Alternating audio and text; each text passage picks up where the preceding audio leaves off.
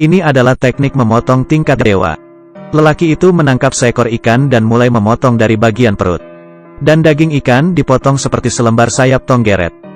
Tapi setelah diperhatikan, ikan yang dipotong dagingnya sama sekali tidak merasakan apapun.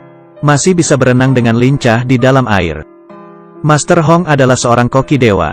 Setiap ada pesta di desanya, dia selalu diundang untuk menjadi koki. Dia mengambil pisau kepala naganya, membidik tepat babi yang ada di depan mata. Sekali memotong, pisau akan mengelilingi tubuh babi, melewati tulang dan pembuluh darah, lalu berakhir keluar dari mulut babi. Tubuh babi terbagi dua, tulang dan daging semuanya terbelah. Tetapi pisaunya tidak terkena noda darah sedikitpun. Warga desa sangat terpukau. Tapi siapa sangka, di saat mereka melahapnya, tiba-tiba mereka merasa pusing, sakit perut dan muntah-muntah. Semuanya keracunan. Master Hong tidak mengerti. Semua sayur dimasak oleh dia sendiri. Mana mungkin ada salah? Oh ya, garam yang terakhir ditambahkan adalah pemberian muridnya. Dia yang ada di balik semua ini. Master Hong berang, dan mulai memukulnya. Murid tersebut akhirnya menyerah dan mengaku. Ternyata yang menyuruhnya adalah keponakan Master Hong. Sengaja mencelakainya untuk merebut pisau naga. Tapi masalah sudah terjadi, Master Hong harus menanggungnya. Kepala desa memukulnya dengan tongkat sampai terjatuh. Pisau naga yang merupakan simbol masa klan Hong juga terjatuh di lantai. Seketika kehilangan kilaunya dan menjadi berkarat. Dia diusir dari desa. Manusia yang memiliki keahlian yang luar biasa tapi tidak diterima dimanapun. Hati manusia memang licik. Master Hong pun datang ke kota. Dan menemukan sebuah restoran bernama Empat Lautan. Dia menghentikan langkahnya dan melihat totem yang ada di lantai. Dia teringat, ini adalah restoran yang dibuka oleh gurunya. Gurunya sudah lama meninggal. Sekarang restorannya dijaga oleh dua anak perempuannya. Setelah Master Hong masuk, si gadis bertanya kepadanya mau makan apa. Jawaban Master Hong membuat orang tercengang. Dia memesan kol rebus. Sayur ini terdengar simpel, tapi sangat menguji keahlian koki. Kepala koki tahu, ini pasti seorang ahli. Pada saat yang bersamaan, seorang preman juga datang ke restoran. Sejak kecil berlatih seni bela diri, keahlian memotongnya luar biasa. Sangat angkuh, melihat Master Hong yang di seberangnya memesan kol rebus. Merasa penasaran, juga ikut memesan. Saat kol rebus dihidangkan di atas meja, Master Hong mencicipinya. Dia hanya mengeluarkan dua kata, minta bon. Bos Cui Hua datang bertanya, apa ada yang tidak puas? Master Hong berkata, sungguh terlalu biasa, saya tidak puas sama sekali. Kepala koki emosi saat mendengarnya, dan mengajaknya bertanding keahlian memasak. Kalau dia menang, kepala koki akan meninggalkan restoran. Kalau dikalah, Master Hong harus mencuci piring di sini selama 1 tahun. Master Hong merasa tertantang dan menerima pertandingan ini. Dan mengundang preman di seberang untuk membantunya. Dan soal perlombaan kali ini adalah memasak bebek.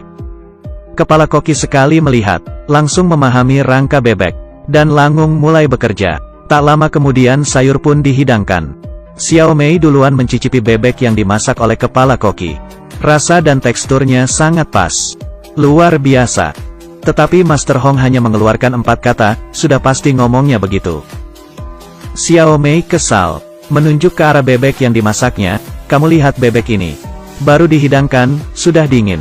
Lalu mengulurkan tangannya untuk menyentuhnya. Adik. Ya Tuhan, kenapa sangat panas? Tiba-tiba kulit bebek robek.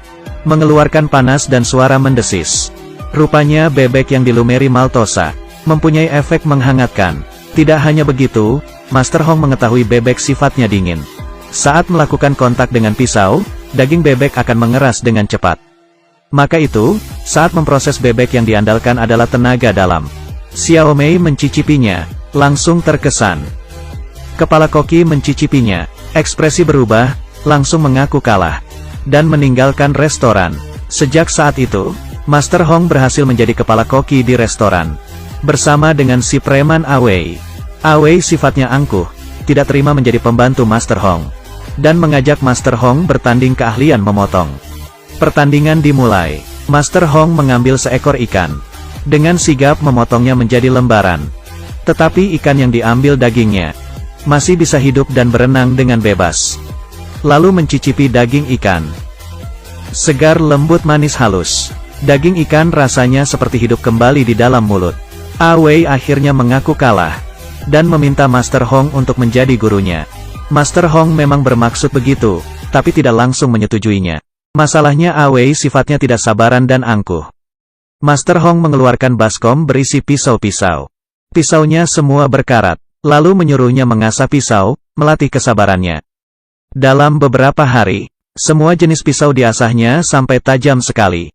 Selanjutnya adalah membantu koki, dari pagi hingga malam, mengiris kulit wortel, memotong daun bawang, bawang putih, jahe. Dari kecil sampai besar semua harus dikerjakan. Dalam waktu 2 bulan, Awei menghilangkan sifatnya yang impulsif. Master Hong akhirnya menerima dia menjadi murid, mengajarinya memasak. Yang pertama yang harus dipelajari adalah menggoreng telur. Masakan ini tampak mudah, tapi harus detail. Supaya bisa wangi, empuk, lembut, halus. Saat mengocok telur harus pas kombinasinya. Panci panas dan masukkan minyak, atur apinya. Semuanya membutuhkan pengalaman. Kalau Awei berhasil mempelajarinya, baru bisa lulus. Dengan adanya kerjasama antara Master Hong dan Awei, usaha di restoran semakin ramai setiap harinya. Hal ini menarik perhatian keponakannya. Dia juga membuka usaha restoran di kota. Pelanggan direbut oleh mereka. Sungguh lancang. Lalu dia mengerahkan bawahannya untuk pergi restoran 4 lautan. Sengaja memasukkan paku ke dalam sayuran. Membuat onar, dan merusak nama baik mereka. Usaha di restoran menurun drastis. Master Hong merasa bersalah, dan bertekad untuk bangkit kembali. Dan kesempatan pun datang. Di dalam kota akan diselenggarakan pertandingan memasak. Yang menang akan mendapat hadiah yang besar, dan menjadi sangat terkenal. Di sisi lain, keponakan juga mendengar kabar ini, dan ingin menguasai posisi pemenang. Dia meremehkan Master Hong. Hari pertandingan, keponakan mengutus pemenang pertandingan memasak tahun lalu si gendut untuk bertanding. Di pihak Master Hong, dia mengutus Awei. Pertandingan memasak dimulai. Awei akan memasak masakan 4 rasa. Dia membuang tulang burung puyuh, lalu dimasukkan ke dalam burung merpati. Lalu burung merpati dimasukkan ke dalam perut ayam. Kemudian ayam dimasukkan ke dalam perut bebek. Dimasak dengan api kecil dan dilumuri saus rahasia. Satu macam masakan yang merupakan gabungan dari 4 macam daging.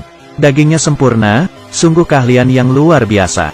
Awei berhasil masuk ke babak final, bersama dengan tim si gendut. Soal untuk babak final, hanya ada 4 kata, memasak tanpa mengubah rasa.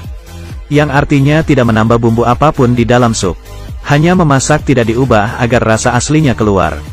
Si gendut memutuskan untuk membuat pencobaan Buddha. Sayur-sayuran, daging semua dipotong dengan detail. Lalu dimasukkan ke dalam kukusan bambu dan dimasak dengan api kecil. Masukkan ke dalam pot, dan tuangkan sup. Panaskan sampai apinya merata. Sebuah mahakarya, pencobaan Buddha, selesai. Para juri mengatakan masakan ini sempurna. Sebaliknya di sisi Awei, dia memutuskan untuk memasak kol rebus. Hal yang paling sederhana adalah hal yang paling susah dikerjakan. Mari kita bahas kol ini dulu. Harus menggunakan kol yang baru tumbuh, dan memilih bagian yang paling muda dan manis. Lalu sayur kol ditusuk-tusuk dengan sebuah jarum, agar kesegaran dan kemanisan kaldu sayur kol bergabung dengan sempurna. Dan kaldu ini harus dimasukkan ke dalam cincangan daging ayam. Diaduk merata dan disaring secara bertahap, agar rasa supnya lembut, segar dan wangi. Terakhir tambahkan tahu yang diiris dengan pisau naga. Kol rebus selesai dimasak. Di hadapan juri, tahunya perlahan mekar, dan menyatu dengan supnya. Mereka meminumnya dan menutup mata. Lalu merasakannya, sungguh puas. Menggunakan bahan yang paling biasa dan sederhana, dan dimasak menjadi sesuatu yang berharga. Ini baru namanya, memasak tanpa mengubah rasa. Si gendut tidak senang, maju dan mencicipinya, lalu melepas topi kokinya dan pergi tanpa berkata apapun. Akhirnya semua orang bertepuk tangan. Awei menjadi dewa koki dalam pertandingan tahun ini. Sebenarnya memasak itu sama dengan orang. Daripada hidup penuh perhitungan, lebih baik menjadi diri sendiri. Maka hidupmu akan bersinar.